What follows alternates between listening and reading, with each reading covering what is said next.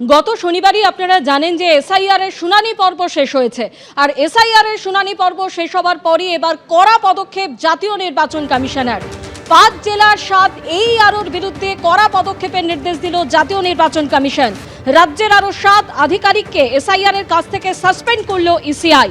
মুখ্য সচিবকে চিঠি জাতীয় নির্বাচন কমিশনের সচিব সুজিত কুমার মিশ্রের। সরাসরি এ বিষয়ে জানতে কথা বলবো, আমাদের প্রতিনিধি রুমা পাল আমাদের সঙ্গে রয়েছেন। রুমা, এই 5 জেলার 7 AERO যাদের বিরুদ্ধে কড়া পদক্ষেপের নির্দেশ দিয়েছে জাতীয় নির্বাচন কমিশন, তাদের বিরুদ্ধে ঠিক কী অভিযোগ? দেখো, অভিযোগে আসছি। প্রথমে জানিয়ে দিই, এই 7 জন যে আধিকারিক রয়েছেন তাদের নাম আরও একবার বলে দিচ্ছি। সেটা হচ্ছে সেফাউর রহমান, সহকারী পরিচালক, কৃষি দপ্তর, শামশেরগঞ্জ; নীতিশ দাস, রাজস্ব কর্মকর্তা, ফারাক্কা; ডালিয়া রায়চৌধুরী, মহিলাদের উন্নয়ন অফিস, ময়নাগুড়ি; শেখ মুর্শিদ আলম, সুতি ব্লক এডিএ; সত্যজিৎ দাস, যুগ্ম বিডিও এবং জয়দীপ কুণ্ডু, এফইও; এবং দেবাশিস বিশ্বাস, যুগ্ম বিডিও এবং দেবরা বিধানসভার AERO। এদের বিরুদ্ধে অভিযোগ কী রয়েছে? নির্বাচন কমিশন বলছে যে এরা যে সমস্ত তথ্য আপলোড করেছে সেটা কিন্তু একেবারে অসঙ্গতি রয়েছে, এবং ভোটারদের ম্যাপিংয়ে অসঙ্গতি রয়েছে, এবং তারা ক্ষমতার অপব্যবহার করেছে। ক্ষমতার অপব্যবহার করে সংশোধনমূলক কোনো ব্যবস্থা নেয়নি, এবং সংশোধনমূলক ব্যবস্থা না নেওয়ার ফলে যে সমস্ত সমীচীন নয় সেটা কিন্তু অযোগ্য তথ্য আপলোড করা হয়েছে। সেক্ষেত্রে কিন্তু এদের বিরুদ্ধে অভিযোগ, এবং সেই কারণে কিন্তু নির্বাচন কমিশনে এরা স্ক্যানারে ছিল। নির্বাচন কমিশনের স্ক্যানারে থাকার পরে কিন্তু নির্বাচন কমিশন এই 7 আধিকারিককে সাসপেন্ড করেছে, এবং তার সঙ্গে মুখ্য সচিবকে চিঠি লিখে জানিয়েছে এদের বিরুদ্ধে ডিসিপ্লিনারি অ্যাকশন নিতে। অর্থাৎ নির্বাচন কমিশন কিন্তু কঠোর পদক্ষেপ নিয়েছে, এবং কঠোর পদক্ষেপের মধ্যে দেখা যাচ্ছে যে এদের বিরুদ্ধে সাসপেনশন রয়েছে।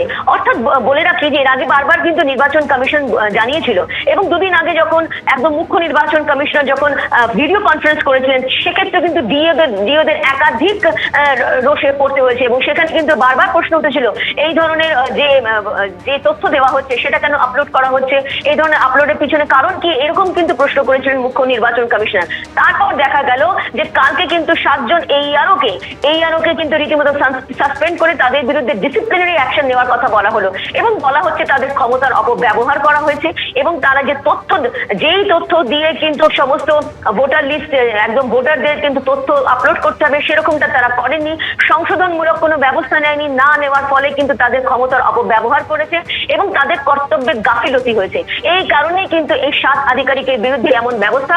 এবং 17ই ফেব্রুয়ারির মধ্যে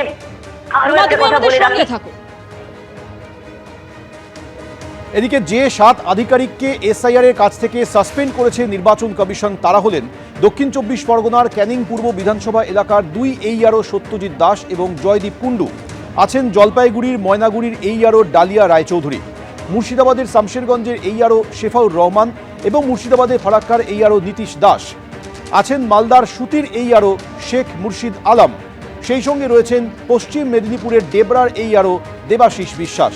এই 7 জনকে কর্তব্যে গাফিলতির অভিযোগে সাসপেন্ড করা হয়েছে।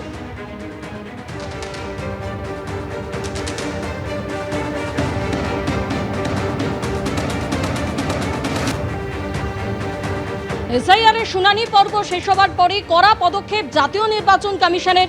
5 জেলার 7 AEROর বিরুদ্ধে কড়া পদক্ষেপের নির্দেশ।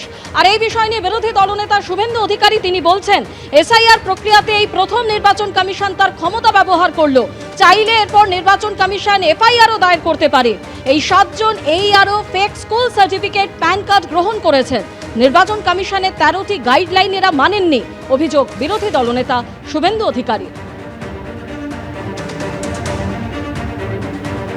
তো সাসপেন্ডটা করেছেন, এবং এই প্রথম সরাসরি সাসপেন্ড হয়েছে, যেটা ইলেকশন কমিশনের আইনে থাকা সত্ত্বেও ইলেকশন কমিশন এতদিন চিফ সেক্রেটারিকে অ্যাডভাইস করছিলেন। এইটা পুরো এসআইআর প্রক্রিয়াতে প্রথম ইলেকশন কমিশন তার পাওয়ার এক্সারসাইজ করেছেন। এরপরে ইলেকশন কমিশন চাইলে FIR করতে পারেন, এবং যে AEROরা 7 জন সাসপেন্ড হলেন, এরা ফেক স্কুল সার্টিফিকেট অ্যাকসেপ্ট করেছেন, এরা প্যান কার্ড অ্যাকসেপ্ট করেছেন, এরা অ্যাকসেপ্ট করেছেন নোটারির কাছে এফিডেভিট।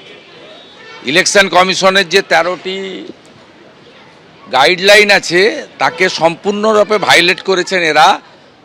মূলত তৃণমূলের কথায় ডিএম বা ডিইওদের চাপে আর নন্দিনী চক্রবর্তীর ইশারাতে আর নন্দিনী চক্রবর্তীকে দিয়ে পুরো র্যাকেটটা চালাচ্ছেন মুখ্যমন্ত্রী মমতা বন্দ্যোপাধ্যায়। কোনো রাজ্যে আমি অনেকবারই বলেছি ইলেকশন কমিশনের কোনো ফাইল মুখ্যমন্ত্রীর টেবিলে যায় না, ওটা সরাসরি এক্সিকিউট করতে হয় অ্যাডমিনিস্ট্রেশনকে, যার নেতৃত্ব দেন চিফ সেক্রেটারি। এখানে মনোজ পন্থ থেকে নন্দিনী চক্রবর্তী এরা ইলেকশন কমিশন সংক্রান্ত সমস্ত ফাইল মুখ্যমন্ত্রীর কাছে পাঠান এবং মুখ্যমন্ত্রী সরাসরি হস্তক্ষেপ করেন, যেটা ভারতবর্ষের কোনো রাজ্য হয় না এবং জাতীয় নির্বাচনের সময় প্রধানমন্ত্রীও করেন না। তাই ইলেকশন কমিশন এই প্রথম টাইট দেওয়ার ব্যবস্থা নিয়েছেন। আপনারা শুনলেন যে বিরোধী দলনেতা শুভেন্দু অধিকারী এই 7 AEROর বিরুদ্ধে যে অভিযোগ করছেন যে নির্বাচন কমিশনের 13টি গাইডলাইন কিন্তু তারা মানেননি। আর এই নিয়ে তৃণমূলের কি বক্তব্য, দেবাংশু ভট্টাচার্য কি বলছেন শুনুন। এই শুভেন্দু অধিকারী শুরুতেই বলে দিয়েছিলেন যে বিহারে 22 জন গ্রেপ্তার হয়েছে, আপনারা কিন্তু মাথায় রাখবেন। শুভেন্দুই বলেছিল 1.5 কোটি লোককে বাদ দিতে হবে, তাই 58 লাখের পর তার নির্দেশেই বা তার অঙ্গুলি হেলেনেই বা বিজেপির নির্দেশেই 1.5 কোটি লোককে লাইনে দাঁড় করানো হয়েছে। তো সেই নির্দেশ মেনেই আবার এফআইআর হচ্ছে। আসলে এই AEROদের বিরুদ্ধে ক্ষোভ কেন? এই AEROরা হয়তো নির্বাচন কমিশনের আনা বহিরাগত মাইক্রো অবজারভারদের কথা শোনেননি। সুপ্রিম কোর্ট তো স্পষ্ট আজকে বলেছে যে AEROদের ক্ষমতা বা AEROদের ক্ষমতা সর্বোপরি, তারাই লাস্ট ডিসিশন নেবেন। কিন্তু মাইক্রো অবজারভাররা যেভাবে তাদের মাথার উপরে উঠে ছড়ি ঘুরিয়েছিলেন ক্ষমতা না থাকা সত্ত্বেও, সেটা তো আমরাও আমাদের তরফ থেকে আদালতে বলেছিলাম। হয়তো এরা মেরুদণ্ড সোজা রেখে যেখানে ন্যায্য কাজ মনে হয়েছে সেই ন্যায্য কাজের দিকে এগিয়ে সাধারণ মানুষকে ওদের কথা অনুযায়ী বাদ দিতে দেননি, যোগ্য মানুষদেরই বাদ দিতে দেননি। এবার প্রমাণ করুক নির্বাচন কমিশন, প্রমাণ করুক যে তারা কোনো অসৎ কাজ করেছে। নির্বাচন কমিশন প্রমাণ করুক যে তারা কোনো ভুল কাজ করেছে। গতকাল থেকে শুরু হয়ে গেছে যুবসাথী প্রকল্পের ফর্ম বিলির প্রক্রিয়া। রাজ্য জুড়ে চলছে বেকার ভাতার ফর্ম বিলির প্রক্রিয়া। আজও কাকদ্বীপের একাধিক ক্যাম্পে যুবসাথীর লম্বা লাইন। কাকদ্বীপ ব্লকের অক্ষয়নগর, বাসন্তী ময়দান, হালদার চক এবং মৃণালনগর এলাকায় চলছে ফর্ম বিলি। প্রতিটি ক্যাম্পে পুলিশ মোতায়েন রয়েছে।